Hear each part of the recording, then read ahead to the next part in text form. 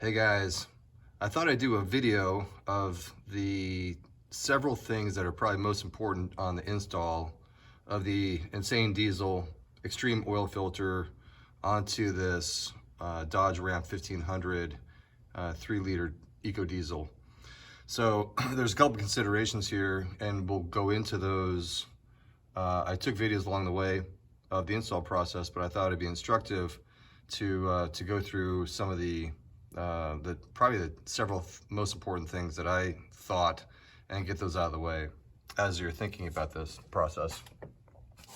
The first is location. So there's a couple different locations that people have done in the past. Like for example, in the radiator area, I found that was impossible and just too tight. And there's no reason to do that. I also saw some frame rail installations on earlier vehicles, but on this 2020 you have a perfect spot with tons of room, but there's an installation consideration that we'll go through in the video.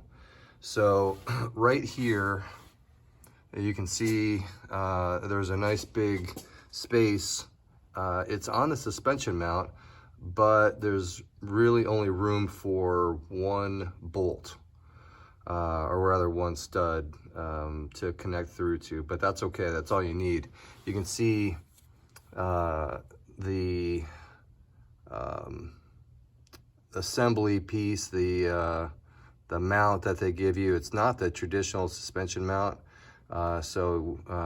This is made by Insane Diesel too. They ship this out, and I was able to custom fab it. You have to drill an additional hole in there to make that work, and you'll see later in the video how I actually did that, how I installed that, and how I measured it out. But you can see that single bolt down there fits perfectly. You got to drill that out, so you got to measure that out and figure out where to put that pilot hole. And then of course on the far back side you can see there's a stud back there that is proud. So you slip over the bolt hole that's pre-drilled, slip it over that, and then you got to drill out your own new hole, essentially in the center of it, but not exactly in the center of it because of the angles of how this lines up. And so that's one consideration. Second consideration is that the engine cover, the hose just doesn't fit. I wrestled with trying to make sure that the hose was, it has to be easy to put the oil cap on, and it just wasn't.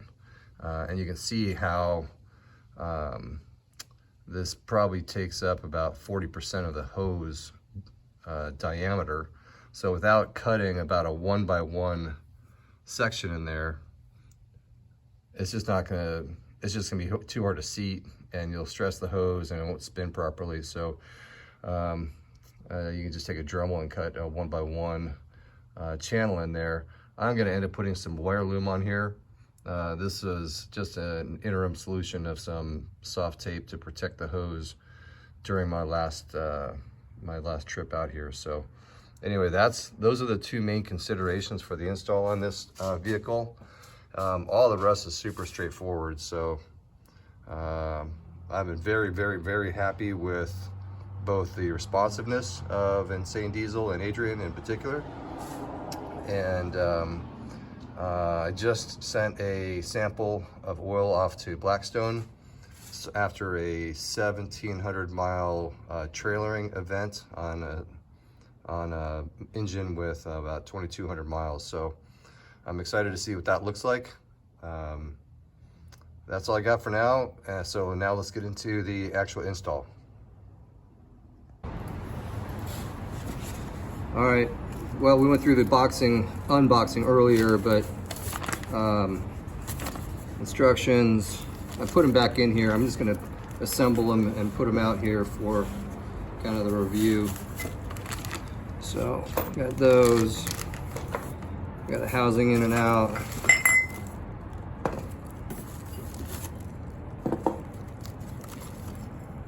There's a filter cap.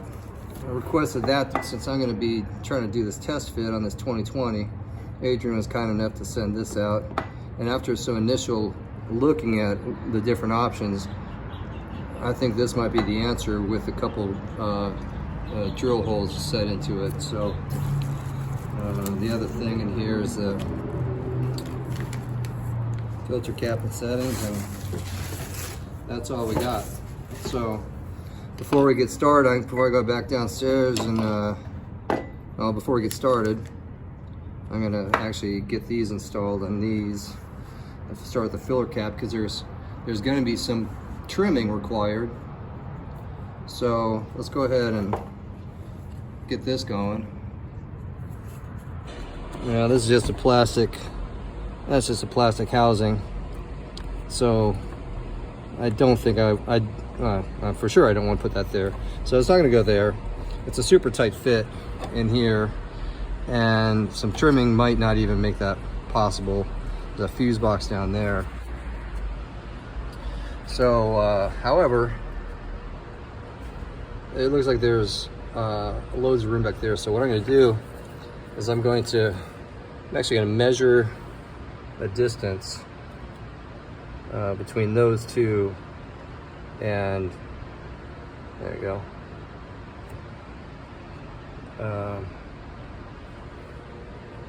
There you go. I'll measure this between those two bolts and see if I can come up with a gauge. So hang on. This seems like this alternative bracket, if I can get in here, it seems like a pretty good fit right there, where, if you can see, right there where you can see the that stud coming up through the hole. That's proud. So I want to be able to put that hole over the top and then drill another hole somewhere in the center. So what I got to do is I got to measure that, and so this sits somewhere around like this, so it stays off these lines. And because when I bolt it on, and see, it's going to be quite a bit lower down there. So I'm trying to do this one-handed. So I think what I'm going to do is I'm going to, I could easily just put it right here, but I'm not happy with that little connectivity. So I think what I'm going to do is I'm going to drill a hole for that bolt, align it with that stud back there, and so it's somewhere kind of sitting center like this. So let's see. So here's what we're gonna do. So we're gonna measure that. We're going to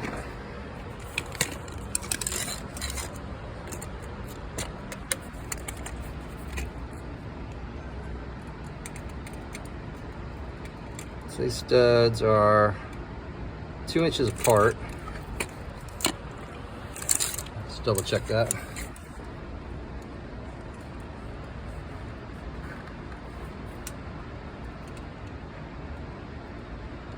Yeah, so that basically 2 inches on center, and I need some kind of measurement from 90.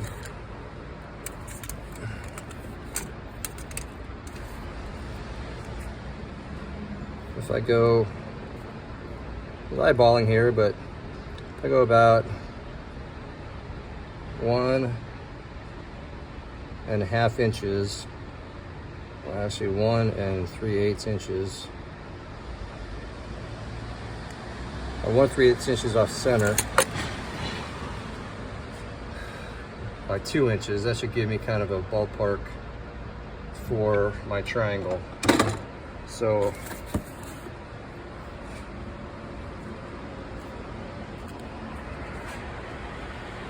it looked like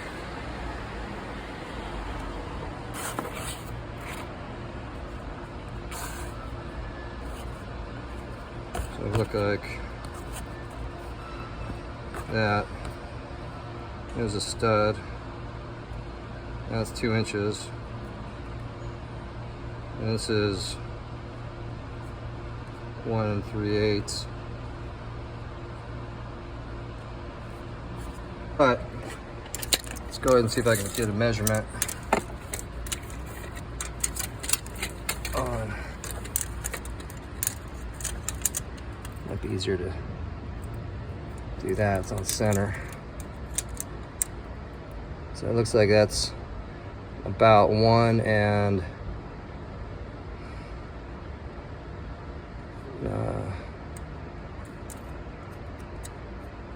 I can't get my tape in there far enough. All right, there we go. So it looks like that's about 1.5. 1.5 right there. So this is 1.5, 1 3/8. This is 2. So now I can figure out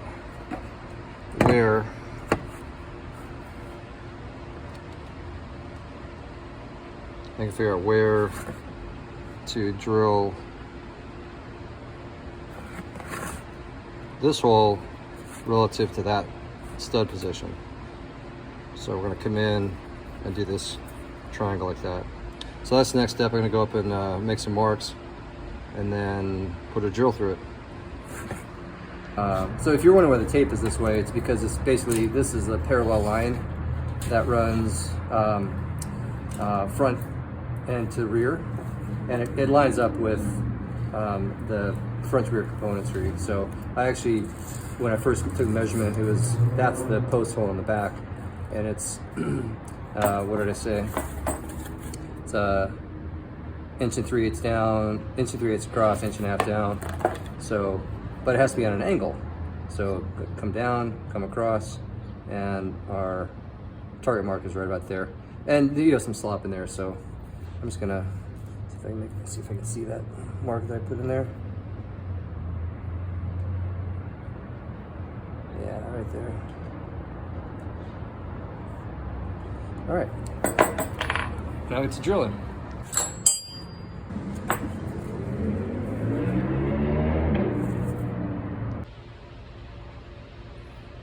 Okay, so did some test fitting one, did some final grinding here, and this is what it's gonna look like.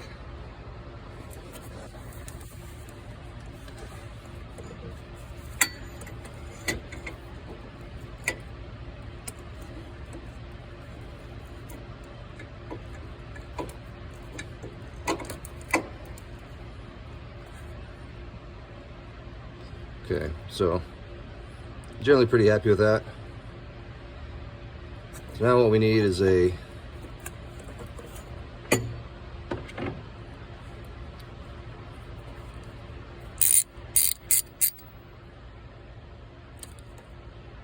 .5/8.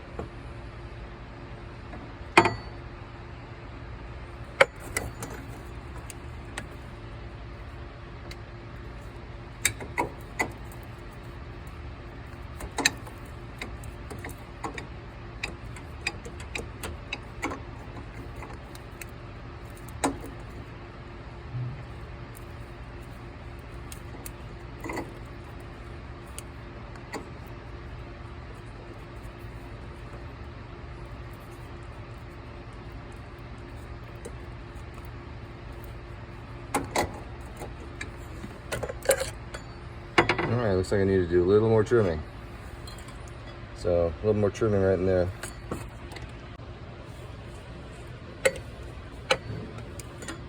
All right, after a little bit of shaving,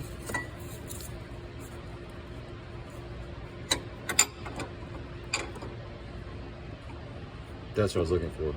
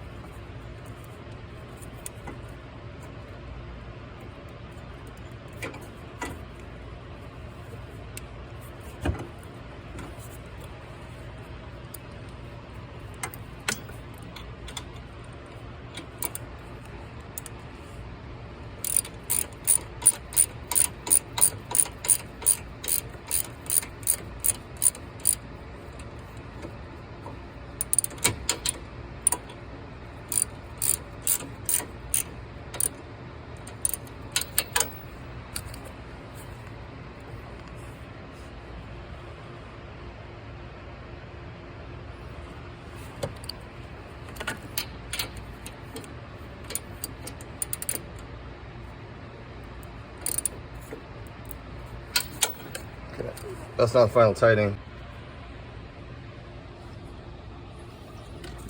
Push this nut line connector back on.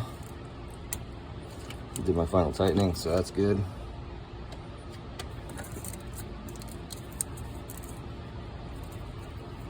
Probably gonna want to run some type of a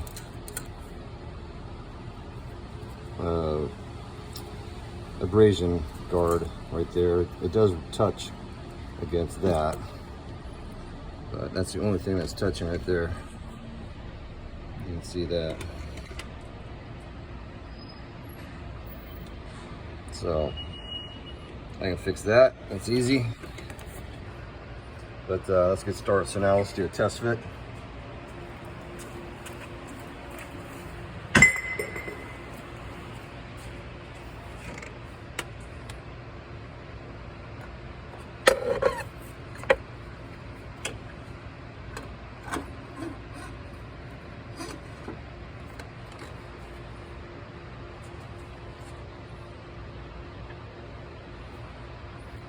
Perfect. Now, obviously, I'm going to raise it up a little bit, but that is absolutely perfect. All right, so now we got to measure the lines. So I'm going to get it up to the normal, probably a height that I'm interested in, and then start to measure the lines.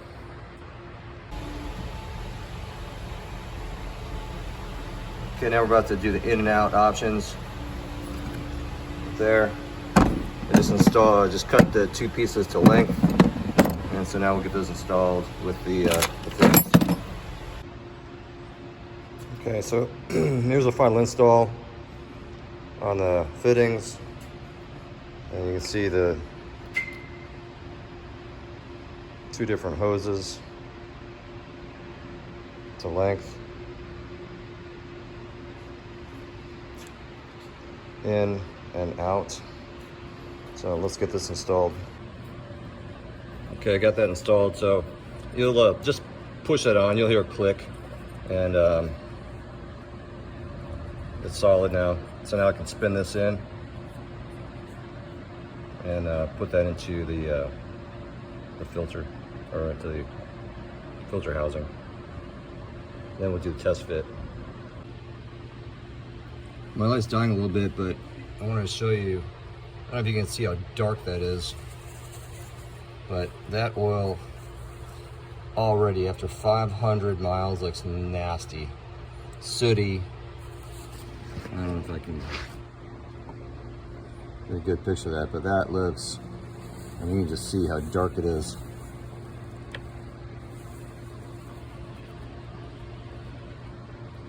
That is filthy after 500 miles. So good to know. I'll try and get a sample if I can and test that at 500 miles.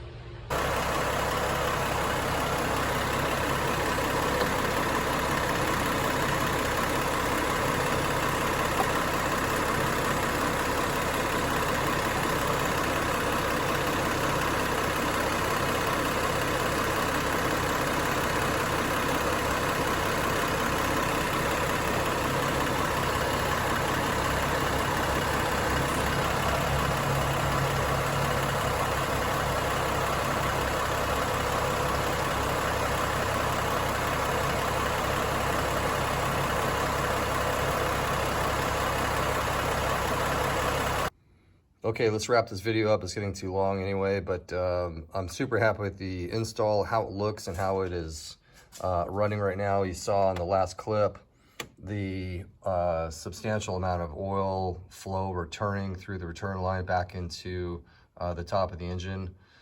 A couple considerations for this install that I became aware of throughout the process was that it takes more than a few minutes for the oil to start coming through the pressure cap, the filter cap, into the extreme diesel filter and then back through the return line. So I wasn't aware how long that would take, but my final recommendations are simply hook it up, let it run. In the instructions, they said, you know, run it for 30 seconds to make sure there's no leaks. I agree. But then put the filter cap back on, the filler cap and the return line back on. Let it run for, it took me about 2.5 minutes before oil started returning back in. And you saw in the last clip the substantial amount of flow that was coming through that return line. Again, my recommendation is just install the filler cap. As long as you have sufficient oil in there, in the engine, you'll be fine. Give it about 2.5 minutes. Check the flow coming out back into the return line, and you'll see what I saw in the last clip when I captured that last bit of oil for Blackstone. Substantial amount of flow, everything's working as advertised, and allow the system and the filter to pressurize fully, and you'll see plenty of flow coming back into the engine. Thanks, hope this was helpful, and the next video will be the oil analysis. Cheers.